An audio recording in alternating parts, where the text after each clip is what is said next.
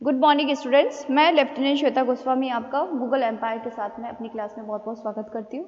बच्चे, हम लोगों ने कल स्टार्ट किया था मुगल साम्राज्य का थोड़ा ब्रीफ इंट्रोडक्शन लिया था कि मुगल जो है कौन थे, कहाँ से आए थे, इनका संबंध कहाँ से है, और इसके अलावा हमने देखा था जहरुद्दीन मोहम्मद बाबर का थोड़ा सा ब्रीफ इंट्रोडक्शन कि ये कहाँ से ताल्लुकात रखते थे। मैंने जैसे कल की क्लास में आपको बताया था कि इनका सीधा सीधा जो ताल्लुक था, सीधा सीधा जो संपर्क था, वो बच्चों किसके साथ था? चंगेज़ खां, यानी कि चंगेज़ खां के द्वारा जो चगताई वंश था उनसे संबंधित था, और कहीं ना कहीं किसी तैमूरलंग, यानी कि हम लोग तैमूर को बहुत अच्छे से जानते हैं, तो तैमूर से भी इनका क्या था? पैटर्नल और मैटरनल, यानी कि माताजी की तरफ से और पिताजी की तरफ से, इन दोनों से ही क्या था? जहीरुद्दीन मोहम्मद बाबर का संपर्क था। उसके अलावा हम कल की क्लास में हमने देखा था कि बाबर का जो जन्म है 14 फरवरी 1483 को हुआ था। उसके पश्चात क्या होता है कि फरगना से इनका संबंध था, काबुल, और काबुल को ये जीतते हैं,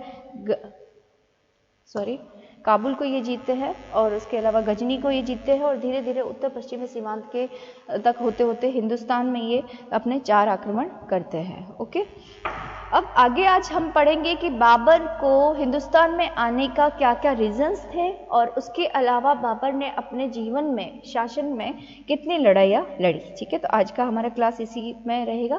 देखो, the first leader of the Mughals, Babur was related to the great Mongol conqueror Genghis Khan with a small force of soldiers armed with the advance weapons. Babur carved out the heart of the Mughal empire in northern India. जैसे कि आप लोगों को पता ही है कि उन्होंने पूरा जो है नॉर्थन इंडिया को जीतते हुए आए थे। उनकी आर्मी में इतने ज़्यादा सोल्जर्स नहीं थे, पर रेस्ट ऑफ जितने भी सोल्जर्स थे, फिर भी वो क्या, इनके पास में ऐसी ताकत होती है, क्या ऐसी स्ट्रेटेजीज होती है जिसकी वजह से ये पानीपत का फर्स्ट बैटल, यानी पानीपत का जो युद्ध है, वो जीत जाते हैं। तो आज बाबर के इन चारों युद्धों के बारे में ही बात करेंगे।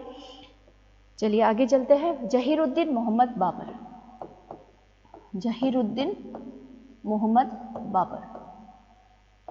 जहीरुद्दीन मोहम्मद बाबर का हिंदुस्तान में आने के क्या क्या रीजंस थे, तो उसकी मैंने कल भी आपको बता दिया था कि पॉलिटिकल रीजंस जो था वो ये था कि कहीं ना कहीं बाबर को अपनी आर्मी बढ़ानी थी, बाबर को अपनी शक्तियों को बढ़ाना था।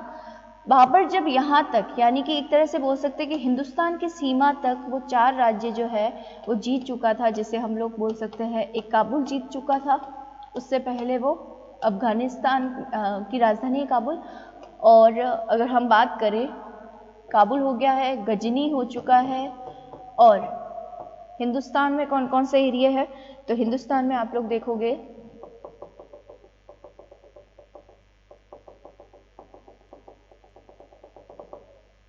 ठीक है, अगर हिंदुस्तान में अगर आप लोग देखते हो तो हिंदुस्तान में ये कौन सा एरिया, फॉर एग्जांपल यहाँ पर दिल्ली है आपका, ओके, और ये वाला जो एरिया है ये आज का वर्तमान पाकिस्तान है, कंधार, ये कंधार हो गया,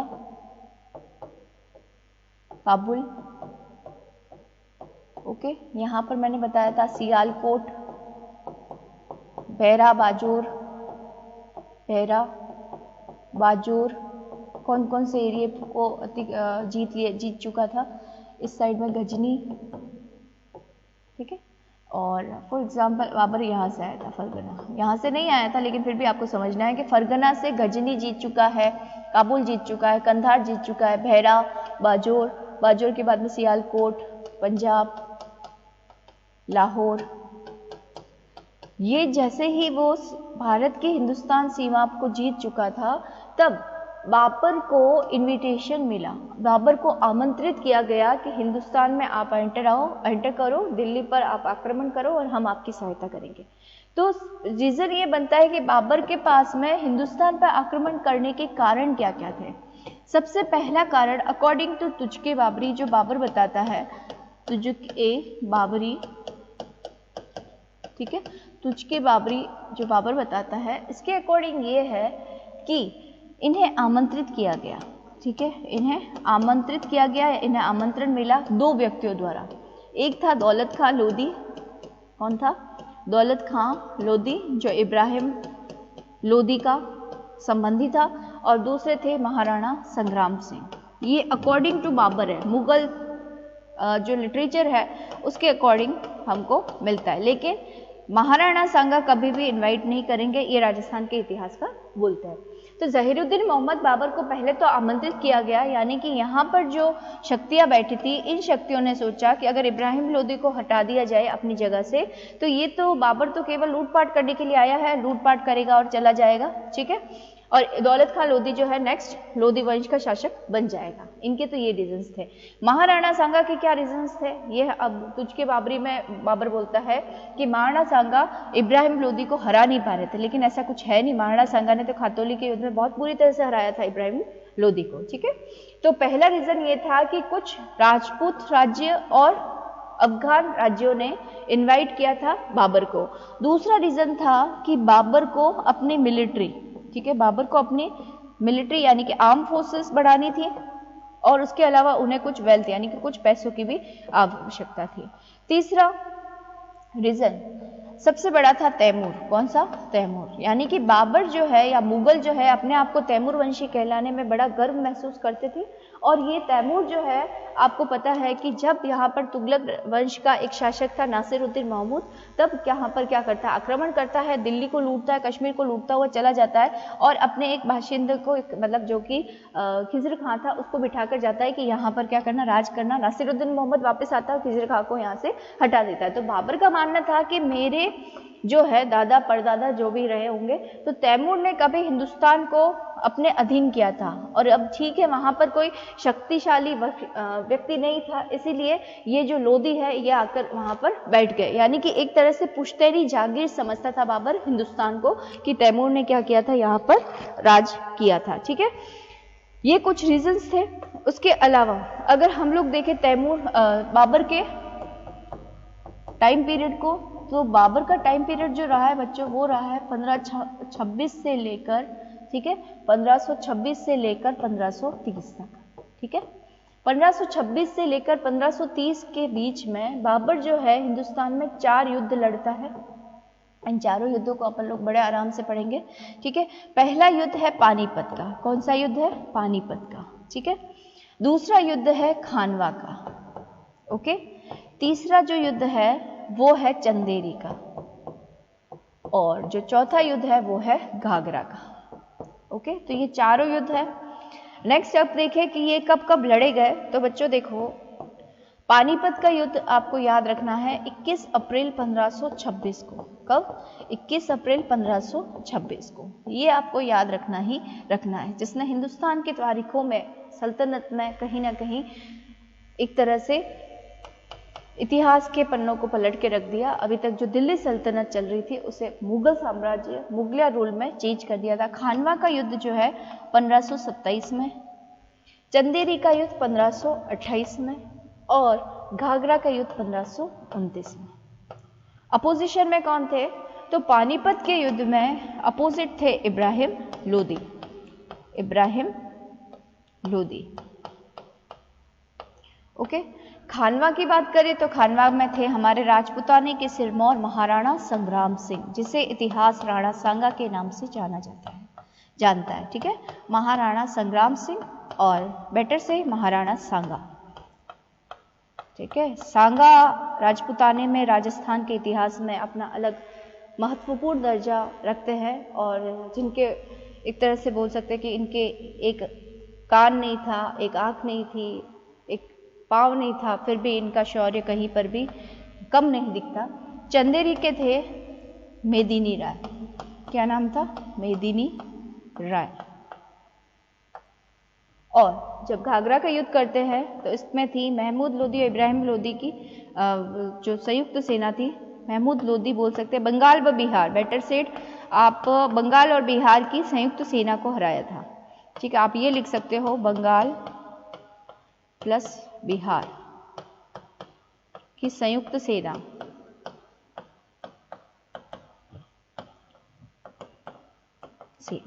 ठीक है। तो ये चारों युद्ध आपको याद रखना है कि बाबर का टाइम पीरियड कहाँ 1526 से 1530 तक रहा। पहला युद्ध था पानीपत का, दूसरा था खानवा का, तीसरा था चंदेरी का, और चौथा था घाघरा का। आज हम लोग बात करते हैं पानीपत के युद्ध की।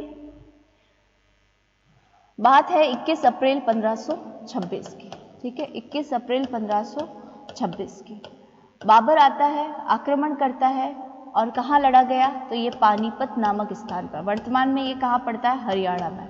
कहाँ पड़ता है? हरियाणा में, ठीक है। पानीपत नामक स्थान पर लड़ा गया।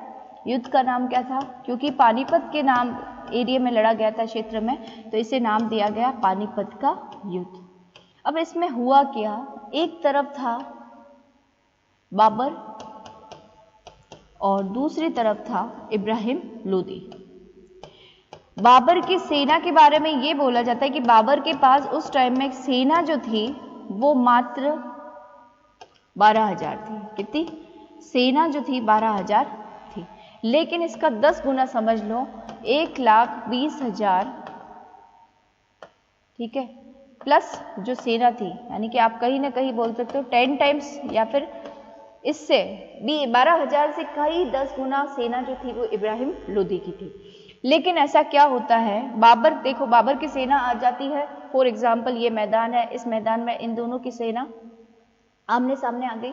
इस सेना के जब एक बार बाबर देखता है कि ये तो सेना असंख्य है, असंख्य मतलब बाबर की छोटी सी सेना, यहाँ पर बाबर और यहाँ पर इब्राहिम लोदी, तो इब्राहिम लोदी की कीड़े मकोड़ों की सेना यानी कि लाखों की सेना लेकर बाबर की सेना को, और बाबर को एक बार तो टेंशन होती है कि कैसे इस युद्ध को लड़ेंगे, किस तरह से काम करेंगे। क्यों?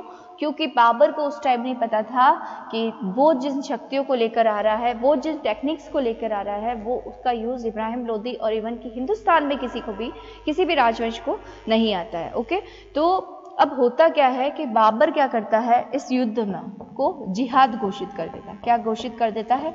जिहाद। क्योंकि इनकी सेना बहुत कम थी और इनको खुद को नहीं पता था कि ये जिनका स्ट्रेटेजी का यूज करेंगे उनसे तो अवगत ही नहीं है, उनके तो नॉलेज ही नहीं है लोदी को, और न ही दिल्ली सल्तनत के, दिल्ली साम्राज्य के किसी भी सैनिक को, सेनापति को, और जिहाद की क्या कर देता है? घोषणा कर देता है। अब जब ये 21 अप्रैल 1526 को ये युद्ध लड़ा जाता है तो बाबर 3 चीजों का यूज करता है, ठीक है। बाबर यहाँ पर पहली बार तोपों का यूज करता है। तोपों को बोल सकते हो, टैंक्स बोल सकते हो, तोपखाना। तो तोपखाना पद्धति का पहली बार यूज होता है, और उन तोपों का किस तरह से सामना करना है। इंडिया में उस टाइम में तोप जो है, टैंक्स जो है, इंट्रोड्यूस ही नहीं हुए थे, तो पहली बार हिंदुस्तान में तोपों का यूज किया गया। दूसरा, बाबर की जो लड़ने की टेक्निक थी बच्चों, वो थी तुलुगुमा पद्धति। कौन सी? तुलुगुमा पद्धति, ठीक है। तुलुगुमा पद्धति यानी कि तोपों को, बारूदों को सजाने की जो कला होती है उसे तुलुगुमा पद्धति बोला जाता है। तीसरा था बारूद, गोला, तीरंदाज।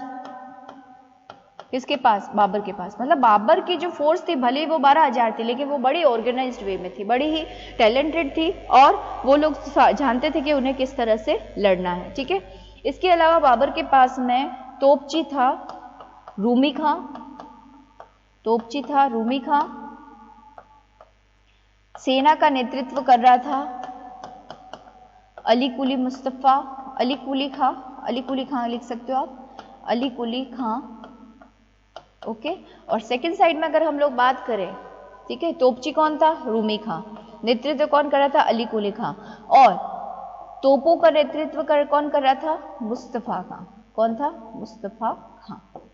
तो बड़े टैलेंटेड व्यक्ति थे बाबर के पास में, और बाबर को नहीं पता था कि तुलुगुमा पद्धति है, तोप है, टैंक्स, पिस्टल है, इनका यूज तो अभी तक हिंदुस्तान में हुआ ही नहीं है। हिंदुस्तान वाले किस पे?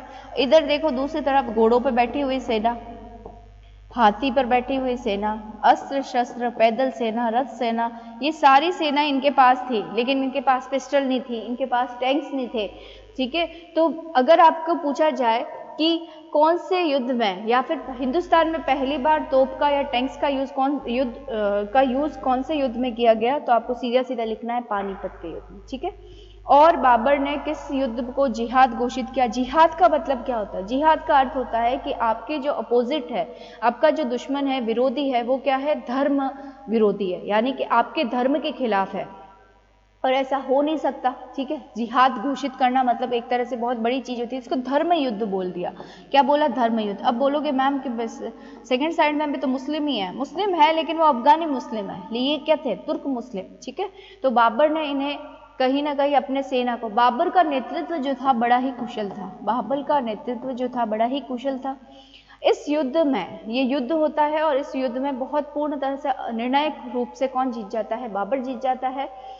इब्राहिम लोदी को पकड़ के लाया जाता है। हालांकि इब्राहिम लोदी के जो विश्वसनीय व्यक्ति थे 50% तो इनके अगेंस्ट थे, लेकिन 50% लोगों ने भी किसका, लोदी को बोला कि आप रण क्षेत्र से भाग जाओ। इब्राहिम लोदी ने बोला नहीं, हम ऐसे व्यक्ति नहीं है जो रण क्षेत्र से युद्ध भूमि से भाग जाए, ठीक है। और यहाँ पर ये मारा जाता है। तो दिल्ली सल्तनत का नोट डालकर आप लोग नोट कर लिख लेना कि दिल्ली सल्तनत का ऐसा कौन सा शासक था जो कहाँ पर मारा गया? युद्ध भूमि में। एकमात्र इब्राहिम लोदी था जो युद्ध भूमि में ही मारा गया, बाकी सारे अपने अपनी नियति से मृत्यु को प्राप्त हुए थे। तो 21 अप्रैल 1526 को पहला युद्ध लड़ा, पानीपत नामक स्थान पर हुआ।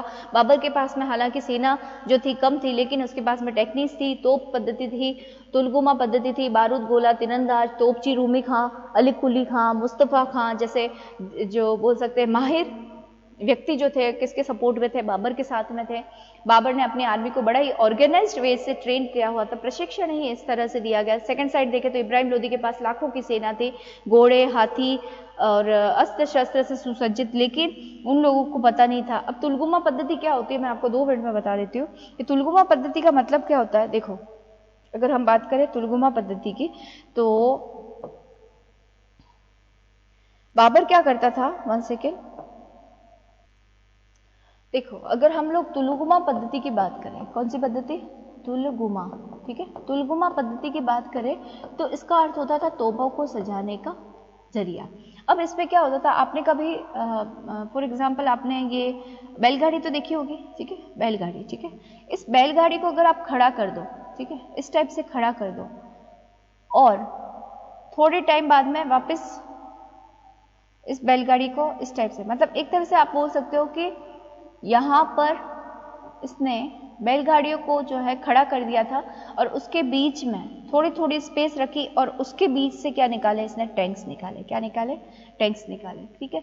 तो यहाँ तक एक तरह से बोल सकते हो तुलगुमा पद्धति में पहला क्या होता था कि बैलगाड़ी, बहुत सारी बैलगाड़ियाँ थी, तो बैलगाड़ी को खड़ा करके, ठीक है, बैलगाड़ी को खड़ा करके उसके सपोर्ट को लेते हुए, उसका सपोर्ट लेते हुए तो एक तख्त टाइप हो जाता है, दीवार बन जाती है, उसके बीच में टैंक्स को लगाना, यानी कि तोपों को छिपाकर लगाना, यानी कि तुलगुमा पद्धति के अकॉर्डिंग पहले तो क्या होता था कि आप इस तरह से बैलगाड़ी को और उसके बीच में पूरा का पूरा बीच में क्या करते थे? टोप्स को सेट कर देते थे और आपके सामने दीवार हो जाती थी। इसके बाद में इस साइड में तीरंदाज खड़े होते थे, इस साइड में तीरंदाज खड़े होते थे और बीच में हरावल चंद्रावल जिसे हम लोग बोलते हैं वहां पर कमांडर्स खड़े होते थे, ठीक है, तीरंदाज। लास्ट में यहाँ पर बाबर खड़ा होता था, ठीक है, बाबर, और बाबर के पीछे भी सेना। वहीं पर अगर हमारा देखें तो हमारे जो है, हमारे सीधे सीधे सैनिक जो है यहाँ पर होते थे, बीच में हमारा इब्राहिम लोदी खड़ा होता था, ठीक है। तो आप ये सीधा इन शॉर्ट आप ये लिख सकते हो। तो तुलगुमा पद्धति में क्या होता था कि बैलगाड़ी का सपोर्ट लेते हुए टैंक्स को सजाया जाता था, तोपों को सजाया जाता था और इसी पद्धति को तुलगुमा पद्धति बोलते थे। तीरंदाज जो है लेफ्ट और राइट दोनों साइड में खड़े होते थे, बीच में जो है मेन सेनापति खड़ा होता था और उसके पीछे बाबर के पीछे और भी कुछ सेना।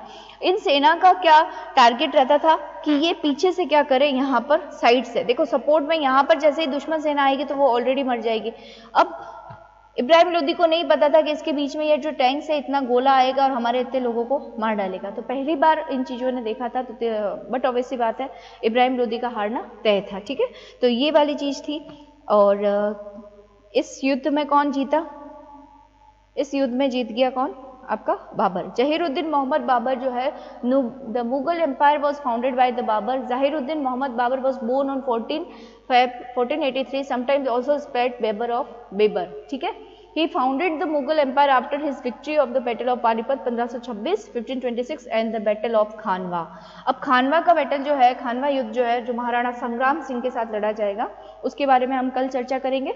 He was the direct descendant of Temur from the Barlas and father and also descendant of the Genghis Khan, जैसे कि मैंने बताया था। Ousted from this ancestor domain in Central Asia, Babur turned to India to satisfy the ambitions। महत्वाकांक्षियां जो होती है ना, आपको सक्सेस की तरफ जरूर ले जाती है। After Babur fell seriously ill, Humayun, his eldest son, was summoned from his Jagir. He died at the age of 47 on 26 December 1530 and वो सक्सीडेड हुमायूं। ठीक है, यानी कि इसके बाद में बाबर के बाद में हुमायूं आएगा। ये जस्ट एक इंट्रोडक्शन है कि कल की क्लास में हम लोग थोड़ा सा इनका भी पढ़ेंगे और ये जो युद्ध तीनों रह गए हैं उसके बारे में भी कल चर्चा करेंगे। तो आज के लिए हम लोग इतना पानीपत के युद्ध तक ही रोक देते हैं, तीनों युद्ध के बारे में कल चर्चा करेंगे। Thank you so much. जय हिंद, जय भारत।